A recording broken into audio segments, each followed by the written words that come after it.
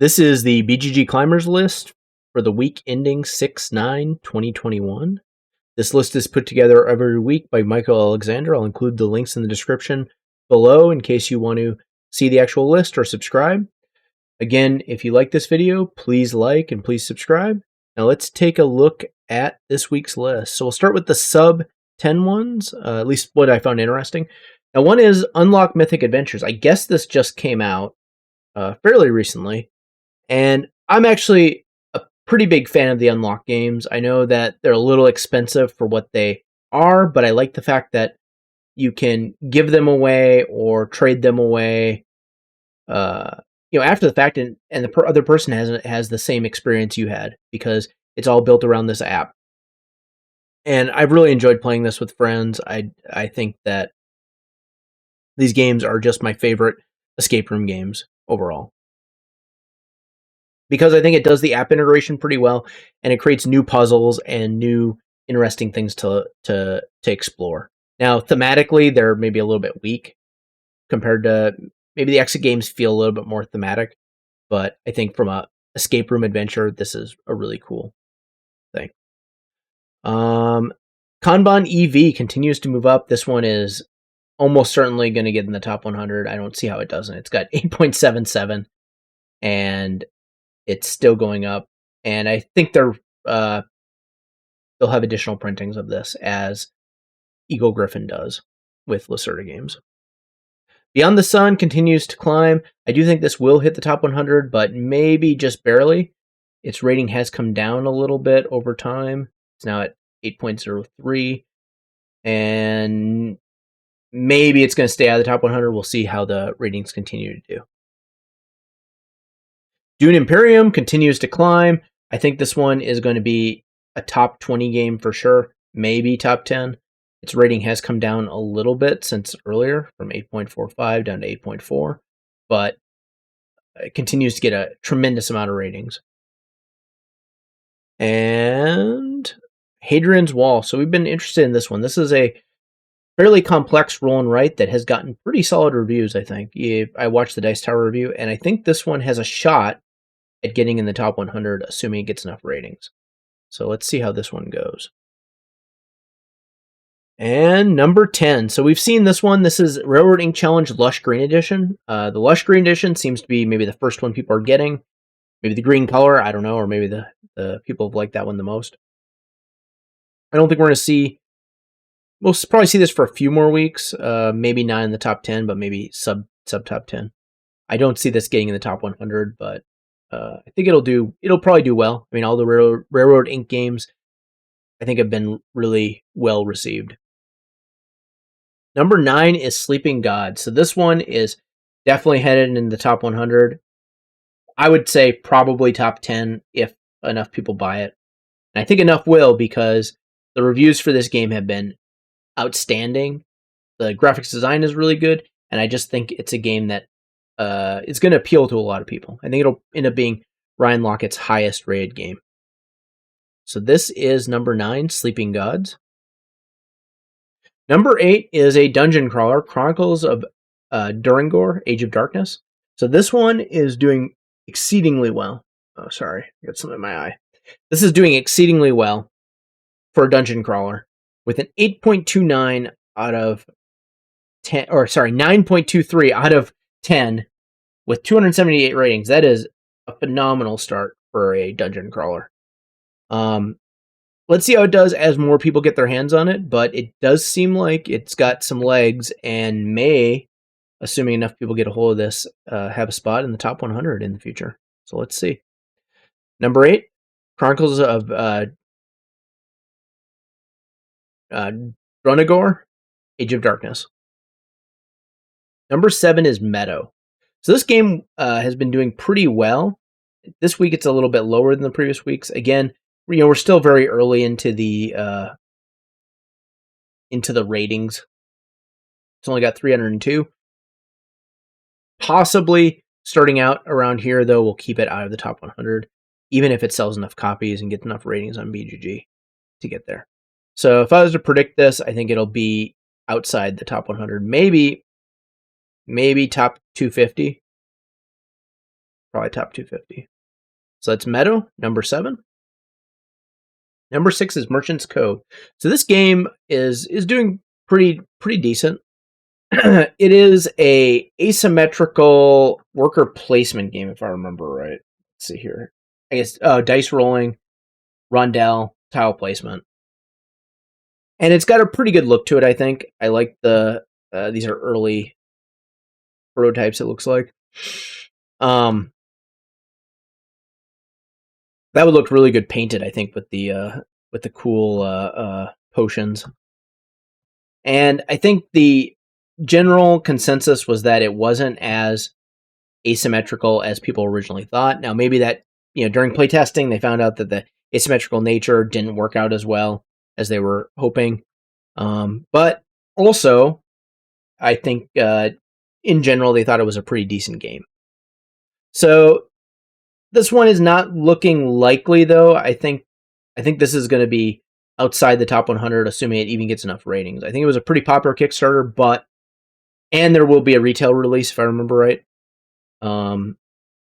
One thing I have noticed is that people that back Kickstarters tend to rate the game a little bit higher. I think maybe because you have more invested in it. You've watched the game for a while, you've been waiting for it, and there's probably some increase in rating that comes from that. So that is Merchant's Cove, number 6. Number 5 is Summoner Wars 2nd Edition. So I don't think we've seen this yet. So this is essentially the 2nd edition of Summoner Wars that just came out, if I remember right. And it is getting pretty solid ratings to start out with. I think most people, 10, yeah, that's actually doing really well. But basically, Summoner Wars 1st edition was pretty popular.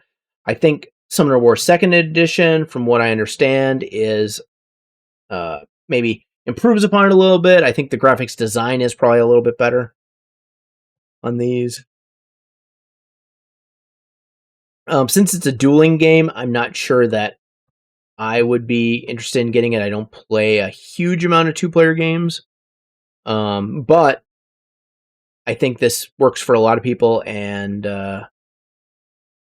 it probably will do pretty well, given that I think Summoner Wars, actually, let's take a look real quick.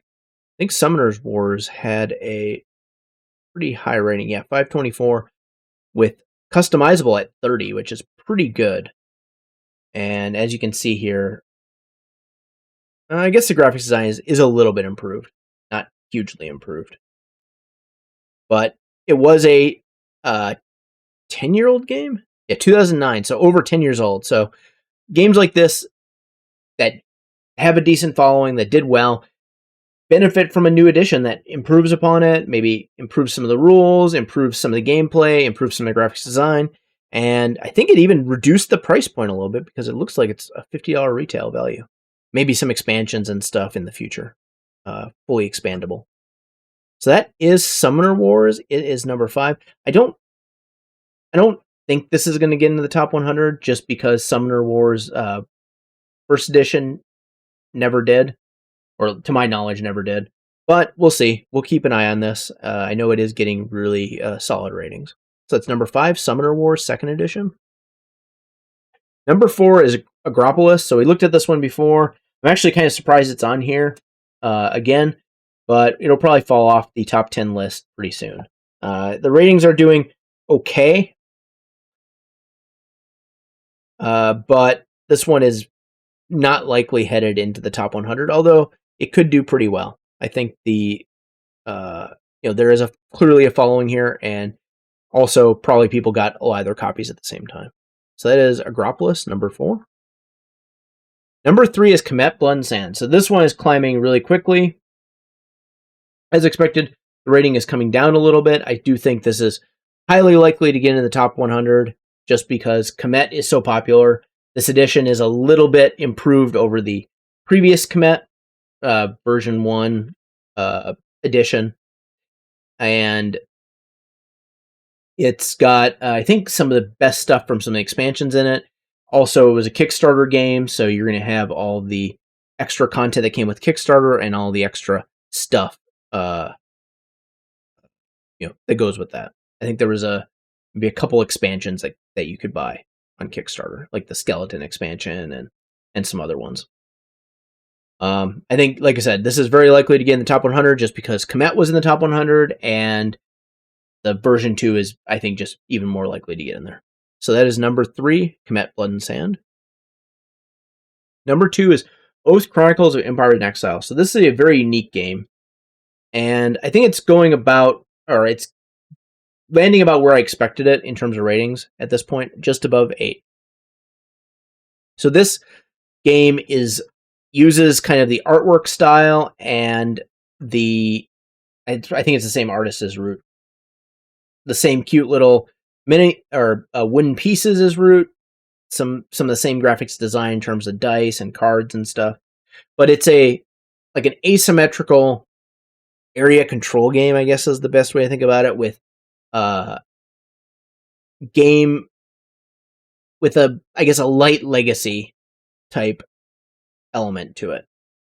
So I have played an early version of this game, so I assume some stuff has changed since then, but probably not the main mechanics in terms of controlling areas and trying to essentially win a game by either I think gaining enough points or completing a secondary objective that you can enable at some point in the game. So I did a video on it a while ago with my experiences when I played the game at PAX South. I think it's going to appeal to a lot of people, but probably not as widely as Root. I think it's a more unique game, and I think it's not a game probably for me, but I think a lot of people will like it, and I think a lot of people will like how unique it is. So where do I think this thing's going to land? I'm not sure about this one. I think it'll probably end up outside of the top 100, maybe in the top 200, but we'll see. I think it's a more unique game than Root, and I don't think it's going to have as broad of appeal. Like, Root was appealing from a graphics design standpoint, from a card play standpoint, from a war game standpoint, and from a approachability standpoint in terms of like a war game. This one is a bit different, and I think it's a bit more restrictive in its appeal. So that's Oath, Chronicles of Empire in Exile. Number 1 is Destinies. So this is very interesting. This thing is getting really solid reviews, and it makes me want to look into this game because it may solve, like, I didn't like Chronicles of Crime that much, but it may provide an app-based game that is very interesting for me. So I think I really want to keep an eye on this and see how it continues to do. If it continues, I think it's a very reasonable entry point for this game. I think it's only $50 retail, which is amazing. I think Chronicles of Crime was like $40 retail, so it's they do a good job of keeping the price of their games within reason for most people. So there you have it. That is the BG Climbers list for the week ending 6/9/2021. Again, if you like this video, please like and please subscribe, and please take a look at our other videos. Thank you.